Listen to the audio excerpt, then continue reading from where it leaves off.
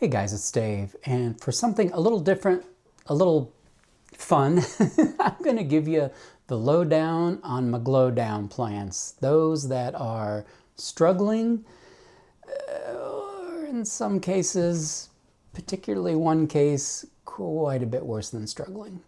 While Kathleen was making breakfast, I just jotted down some of the reasons these plants don't look their best, and I wrote, first and foremost, abject neglect. We'll get to that one. Change of environment, wrong trellis. I shouldn't say shitty plant, but just being a shitty plant. Do I even know what I'm doing? Best of intentions we covered, etc. Things like that. I think we'll start with one. We'll start out easy, a plant that still looks good, and how I'm going to fix it. This is Hoya Ricardo, so named after Rick Morer in Florida, and I think might have been on my channel when I first got it. Now, I'd only seen a few pictures of this, and I thought all of the leaves were these round cupped leaves, but it's taking on kind of a, not quite déquier shape, but you know, something more similar to that.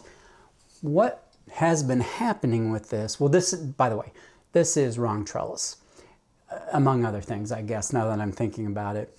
The other day, I cut I cut off one leaf because it was getting too much light, and as you can see, this leaf is much smaller than this leaf is smaller than that one. It was getting just too much light.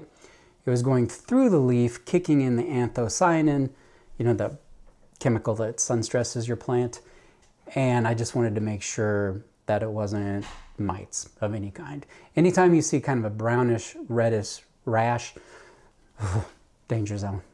Some Hoya like this behave on a wire trellis. Like Jennifer acts civilly and puts some leaves in and they develop really well, and then the next one will be outside of the trellis and it works just fine. This particular plant is trying to put almost all of them on the inside of the trellis. They're getting all funky. They're growing too big to fit in. This isn't the first cut I made trying to correct that. So this needs to go on a bamboo horseshoe trellis. Yeah, that's what I'm going to put it on. But I'm not going to do that today. I could, but these bottom leaves are now very old. They don't look great. I want to start it over, and then next year I will put it on a horseshoe trellis. By the way, for the plants I am going to work on, I will do the work and then edit out the boring stuff so that this doesn't become a repot video. But I do know that people want to see what poor Hoya roots look like. I get asked that question, I was going to say a lot, but occasionally. And it's not like I have plants I can just pull off the shelf and say, here it is. Well, I do right now. So I will show those, and I'll show you the end result of the remedy. So that's easy enough. I am using the edge of the cup to stabilize these kind of heavy leaves. So this one's hanging over the edge, stabilizing it along with a pin. Same with this one. Use caution when you're leaving those pins in, that once it starts rooting, they take it out so you don't interfere with some new growth. Also, I'll mention just this one time, I tend to go with a much airier substrate when I'm doing props. I have found that when the new roots come in and it's in a dense cup, I will rot them out.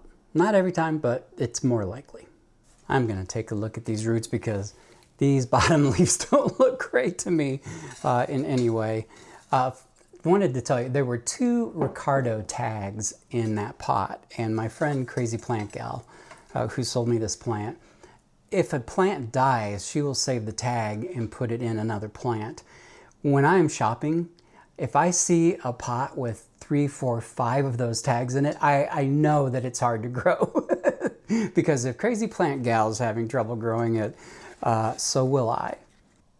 Not the greatest by any stretch, especially considering how old this plant is. It's in a room that got really hot this year, and I am going to talk about that on a plant that I moved up there. So we'll just say I'm going to send this one to Hoya Heaven. My one and only orchid on this list comes with a short story. So my last video was an orchid video. 15 new orchids, and I know those don't get a lot of views, but now YouTube has AI assisted analysis. And at the beginning of that video, the intro, I said that it had been 6 months since I sat down and unboxed some orchids, and that a lot of my audience would be glad about that. And apparently that was a drop-off point, and it suggested that perhaps people didn't appreciate the joke. That was not a joke. People don't want to see me talk about orchids. AI don't know everything. The one we're going to talk about today is an Angranthus grandolina. It's from Madagascar. It puts out these beautiful white flowers. And I do have a very similar one to this that has 3 flower spikes on it right now, so I can grow it successfully. However, if you take a close look, I mean, if you really get your microscope out on this one, you might notice a problem. And the problem was that I didn't read the tag.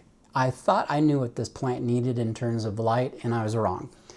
Orchids Limited, orchidweb.com, is kind enough to put the information right on here. All you have to do is pull it out, and it says intermediate to warm temperatures, semi-shaded light. What did I do with it? I put it in pretty high light and up on a top shelf where it was nice and warm. And well, this is photo bleaching. That is different than when a plant is getting too much light and it turns lime green or lighter. The chlorophyll will fill that back in if you pull it back from the light. Photo bleached means ain't never coming back. It will always be this ugly. So that is my do I even know what the hell am I doing moment, because the information was right here. I could have caught this earlier. I didn't.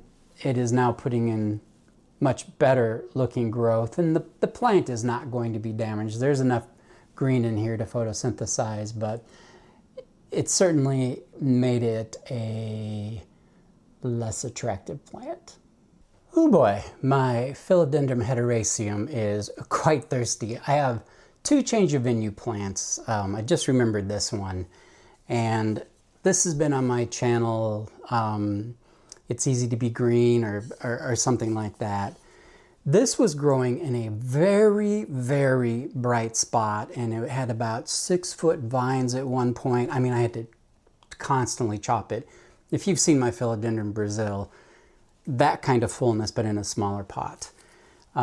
It's looking better now, albeit thirsty, but what I did was some of the leaves were getting scorched, like that. What I did to make this a much less attractive plant was move it from the incorrect light, which was a blazingly bright south window with the shear pulled most of the time, to a nice bright east window where this plant is supposed to thrive. Didn't care for it. Did not like that change. And I don't mean for the first week or 2 or 3 or 4. I mean since spring. And all it gave me, I cut all of the vines back on this except for this one. It just kept giving me smaller and smaller and smaller leaves, which you would expect if it's not getting as much light as it wants, it would give the bigger leaves. That is not how this has gone down. So I will probably, I mean, it's nice and firmly rooted in here, despite needing this drink of water. I could go either way. I could repot this now. How long has it been? Over a year. I'll think about that, but it's not something I'm going to do right at this moment, since I am giving it more light, artificial light right now, only artificial light. It's on the bottom of a shelf. And believe it or not, it is looking an awful lot better than it was, but it is certainly a glow down plant. All right, the pups and I just got Kathleen to work, and now we can go crazy. Choo-doo-doo-doo. Well, with that out of my system, let me grab a plant that is a big disappointment for just being a shitty grower. If this new tripod weren't such a pain in the butt to set up, I would just move this to film my Rhaphidophora decursiva, but I'm not going to do that. This is another thirsty plant. It's a plant when I bought it last year. I had intended to do a series of videos documenting, I hate moss poles if you're new to the channel. If you're not new to the channel, you know I'm serious. So I was just going to document its growth with a support stake. And it did grow and it did size up really well. It grows very, very fast and it skips nodes. So I have chopped and chopped and chopped this plant back, and finally I gave up. I was like, this plant is not worth it. I don't want any plant that is a, how do I phrase it? Like a non-stop project. And yes, I can imagine this doing better on a moss pole, but your life would be chopping that moss pole over and over and over again. And I am not about that. I do not know how many pages are left in my book, but I'm not spending most of them taking care of one plant that I like, but I certainly don't love. What I decided to do is try to let it grow a little naturally in the plant room along the wall and the windows. And here, friends, here is the result of doing that all summer long. This is what I have to show for that effort. This is it right here. So when I mentioned at the beginning of this video, or meant to, I don't remember anymore, is the juice worth the squeeze? No, it is not. This isn't a valuable plant. Nobody cares about it. It's not something I could cut up and chop and make some money from. I've had terrible luck trying to give plants away for free, get nothing but ghosted off Facebook Marketplace. Compost bin, and that's it. And I don't care what anybody thinks of that because, well, how you feel about me is none of my business. I can't control that, but I am done with this plant. I have a prop cup full of these growing nicely. What am I going to do with that? I don't know, because I do not want to grow this plant. Whew. Felt good to get that off my chest. You must have a plant that, when I say the juice isn't worth the squeeze, all of the effort that you would have to put into that plant isn't worth the final product. Actually, the juice worth the squeeze is something I have to live by because I have CFS with long COVID. That's chronic fatigue syndrome. So anything I do means I'm giving up doing something else, not just time, energy. Plant care is no different. If I'm spending time on a plant that frankly is requiring too much of me, but that's time I'm not spending on a plant that I really love to grow. So out. The next one, however, this one hurts. This one's getting started over right now, and it's my fault. Oh, I hate saying that. I can't see what this looks like on camera from here, but this is my Hoya exotica. It's been on the channel a number of times, including recently. In that video, I noticed that there was some bad looking foliage. Now, it's not too uncommon for an older carnosa to get a really wooden stem down at the base and kill off an entire vine. And I wasn't too worried about that. Listen, I have a new puppy who requires a tremendous amount of my time and energy, and there are a few plants that I just have neglected. I just haven't kept a close enough eye on. None of them are orchids, however. Just felt like throwing that in there. But fairly quickly, this started giving itself the permanent taco test, and where this used to recently look really full and beautiful, this is looking bad. Very, very bad. If you have a Hoya that looks like this, if you have a plant that looks like this, and you can rule out pests, you have a root problem. 100%. Juice worth the squeeze? Absolutely. I hope I'm not too late on restarting this. You can definitely wait too long and then have a Hoya that just doesn't really recover. My Hoya Sunrise was one where it got terrible dry rot, and I rerooted it. It had great roots, and the plant never looked good again. And I composted that one too. After a year of it just subsisting, looking okay, but really it was time to go. It just wasn't a healthy plant. It never recovered. I hope that doesn't happen here. You never know till you try. Well, okay, the last plant I'm going to show you, we definitely know. But I'm going to go ahead and make some chops on this, and then we'll look at the roots for all those people who want to see what bad Hoya roots look like, because I am quite certain that's what we've got going on here. Said and done, this is what we are left with. I've done nothing here in terms of like pulling on the vines to see how things are, other than to chop them, cut those pieces into manageable little props. I didn't try to save everything. The things that are folded in on each other that just didn't look good, weren't ever gonna rehydrate, etc. so forth. This is not in and of itself a valuable plant, although I consider it to be, of course, one of my most beautiful in the collection, but it'll start over, and hopefully it'll start over really well. However, we want to see what the roots look like, and oh, well, they shouldn't pull out that easily. Something for the puppy to chew on. Oh yeah, so there's what one vine looks like. Not great. I'll just work some of the soil off. So what happened here? Yeah, this is what you don't want to see. If you ever see your Hoya looking like that, it's not good. It's not good at all. Yeah, it's all like that. The whole root system is destroyed. I'll be done with it. You've seen this in much better days. It was growing on the floor in front of a, what do they call it? Barina T10 light, one of those 4-foot tall lights, and with some other plants, and looking magnificent in the living room.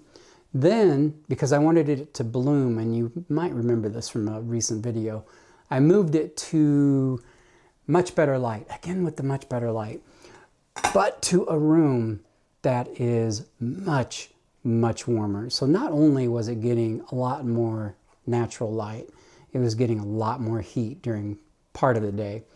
Iowa has this period of time where it's 85 during the day and 60 at night, and so the air is not on. And this particular room gets a lot of light and gets very warm. So I didn't keep up with the watering, and it just didn't occur to me. And some plants, it's why I hate the taco test so much. Some plants don't give you signals that things are going wrong for quite a while. Do you remember I did a video on what was then called macrophylla incorrectly for decades? But anyway, and it was a plant with a destroyed root system, but the leaf still felt firm. I was like, so how long would you wait to try to decide to water that plant? Well, similar things happened here. The plant looked fantastic, but the root system was dying. And I emphasize over and over and over and over again to consider what is happening to the roots, not the leaves, because the leaves might be the last to show any signs of distress. And you really couldn't come up with a much better example than Hoya exotica. Definitely a glow down. All right, listen, no one is going to accuse this of looking a whole lot better than it did moments ago. Oh gosh, that's awful. However, as soon as this has had a chance to callus over, I'll get it watered. This obviously will go into the grow tent, and I'm feeling optimistic about it. The parts I kept of this actually look pretty good. Stems all look good, so this should be a beautiful plant by about, oh, I'd say midsummer we'll have a really nice looking plant. Don't forget to leave in the comments the story of your plants that the juice just wasn't worth the squeeze. I know you've got some, or had some. All right, the next ones, it's 2 plants, same plant. I'm gonna make very short work of. I've had it. Compost bin immediately after I hit stop on the record. And that is my Begonia Black Magic. I got this last year it was all upside down and inside out, and I took a bunch of cuttings and made 3 pots of this eventually. I have tried more light, less light, plastic, clay, watering more, watering less, 3 plants, 3 different locations, 3 plants, same location. I have given this plant everything I am ever going to give it, except for the time to talk about it right now. It has never looked good. I've pruned it, I've done the things, and either it's a bad plant. I have grown begonia well in the past, so it could be I don't grow this one well, but this is one I had high hopes for, and I do not like it. And by the way, if you haven't picked up on this yet, I am not a person who feels like the minute you put a plant in a pot and bring it inside your house, that it becomes some sacred object. I treat this just like I would a weed outside or some new landscaping. Out goes the old, in with the new. This is not simply an example of plants that aren't bringing me joy. I hate these plants. I do not like these plants. Why they are still here, what, the next to last day of October? Partly my stubbornness, maybe inertia, maybe I've been busy with the puppy, I don't know. But out they go right now. Okay, with my Anthurium plethysflorum, I might have gotten a little bit cocky this summer because I was ready to be all like, Anna with plants, sit this one out. Jacqueline's jungle, we don't need to hear from you anymore. Memo, houseplanty goodness, you're done. There's a new sheriff in town. Well, that was then. It started out difficult for me to grow, and I have some examples of doing some terrible cuts and putting cinnamon on it just to keep the yellow from coming up the leaf, because they all grew in looking not great. Then I grew some really beautiful leaves, and yeah, that got a little bit brown. But look at this one. Gorgeous, right? Oh, that's amazing. And then there's this one. That is puppy damage. I never get upset about pet damage in plants. It was hanging where she could get it. Not should get it, but she did. And it's all part of the learning curve. She already doesn't care about any of the plants anymore. So, big deal. That is not the problem. That is not the problem. The problem is that this plant, I've got a chew bone here to hold this up, wants to grow straight back down into the substrate. So I'm hoping one of you people I just dissed can help me, or anybody else, of course. I chopped it at one point because it was growing straight down, and then it immediately took an even harder 90-degree angle straight down. So this bone is essentially trying to prop up this new growth, which is puny and putrid. The reason that it's planted like this, all of the roots are up front. That's how it came when I bought it from somewhere I don't remember. Not one of the normal places that we would know of. So I wasn't really sure what to do. Now I really don't know what to do, because I want a plant with these really super beautiful leaves and maybe put it in an antique lamp that needs to be rewired, and I'll never find the time to do it. But I don't know what to do with this, and there are so many failures. They just want to go straight down, and then they don't do well. So do I wait for spring and chop and prop and start this over, or I don't know. But I went from the cocky guy letting all the Anthurium people know that the new sheriff was in town to, does someone have the key to this cell? Because I want out of this Anthurium hell. All right, my Epicujang's Flame. This isn't so much a glow down as a, decided to grab the better looking plant. I was about to say that this isn't so much a glow down as like a glow sideways. It's been, my gosh, it's been a year since I dismantled my last moss pole, and I am so happy about it. But this plant needs support, but not necessarily moss pole. Look at the beautiful fenestrated leaves, but they're not sized up, obviously. They're small. But the really magical thing about this plant is that, as you can see, this doesn't even need support to give you a fully fenestrated leaf. Now, no, it's not the giant leaves and fenestration I had when it was on a moss pole, but it doesn't need that. However, it needs something. It needs more than just sitting in the bottom of my tent and getting watered once a week, and I didn't do it. So what I'm going, what a fun angle that's growing at right after the anthurium. At least it's not growing straight down back into the substrate. So I will chop and prop this again, sell them really cheap. I know it's not a valuable plant, and a lot of people aren't into the arum, the yellow, but I see more of it on channels now. So it's not like grotesquely yellow, and I think it's absolutely beautiful. This is a favorite plant of mine, but you wouldn't know it the way I'm taking care of it. So it's a plant that is looking good and very healthy, but could be looking resplendent if I had done just, I was going to say the minimum. I'm doing the minimum. I'm keeping it alive. If I took it just one step further than the minimum, I would have a beautiful sized up Epicoujon's flame.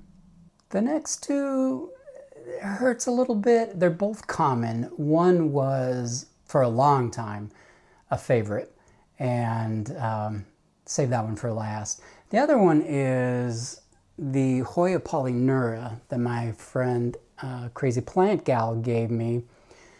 It started with this vine. This is attached at the base, turning yellow, and I don't know if the close-up will show that when I was talking about a stem getting really woody and just kind of shutting off nutrition to the plant, that is certainly what it looks like to me. Plenty of props can be made from that vine. But then we started getting some more.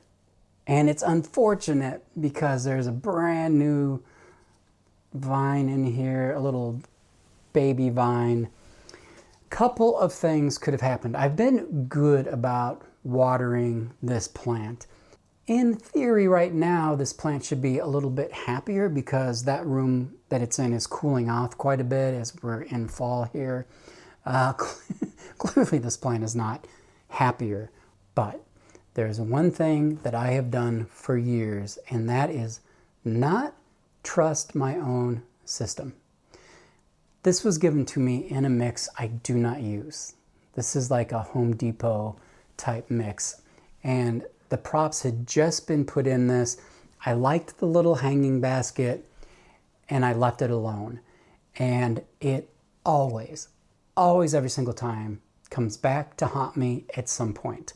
It was doing so well for a year I've had this that I thought it was going to work out.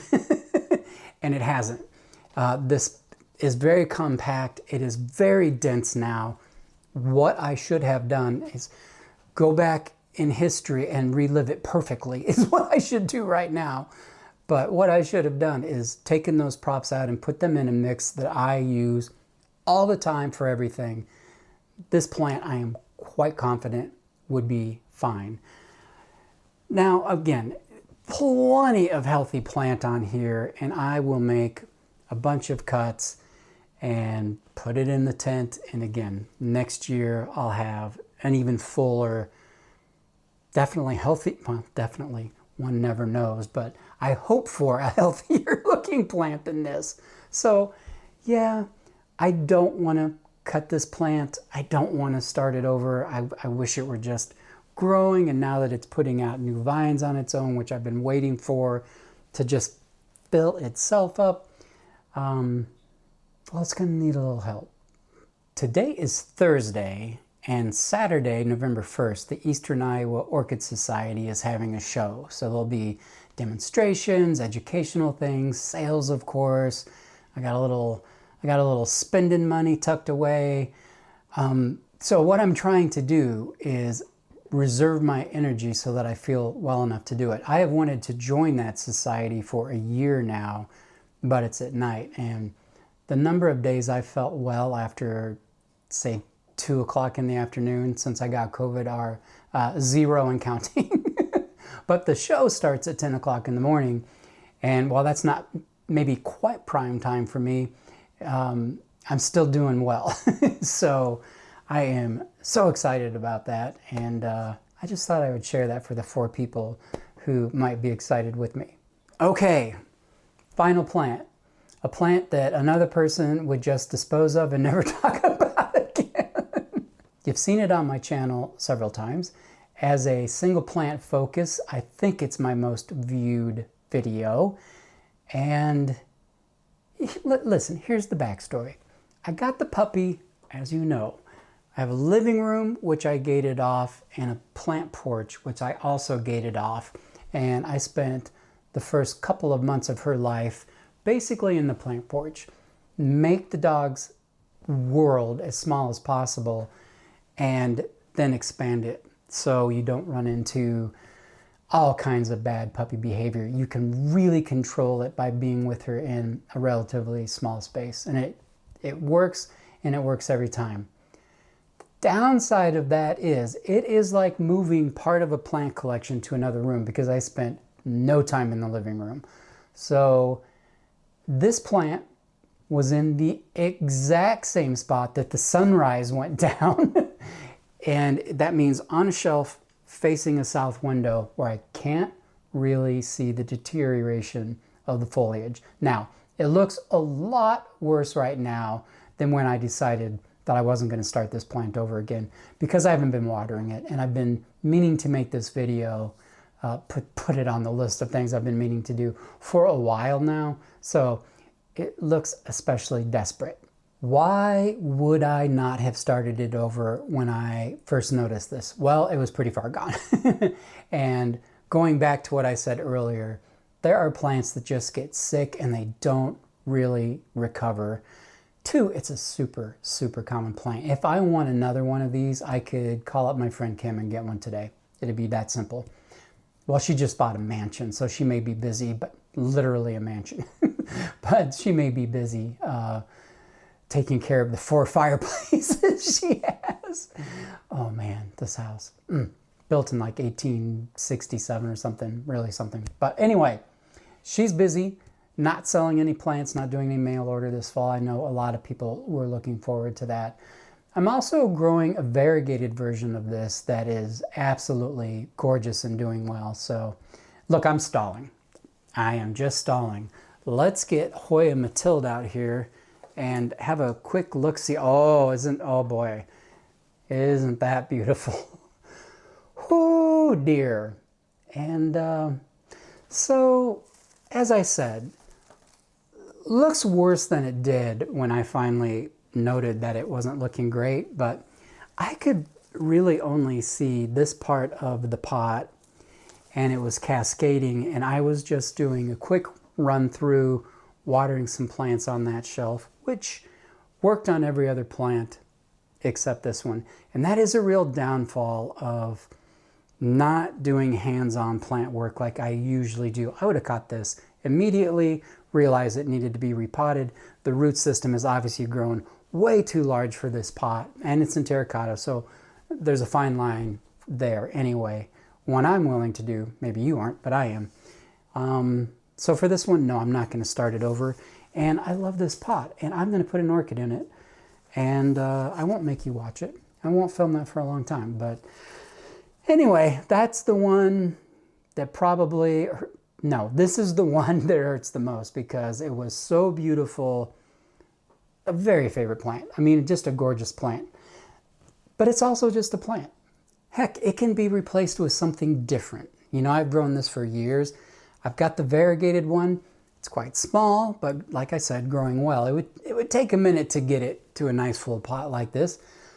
But maybe this spot goes to a different Hoya. Who knows? But it's not the end of the world to lose even a favorite plant unless it was my staghorn fern. Then I would be in tears right now. but you know what?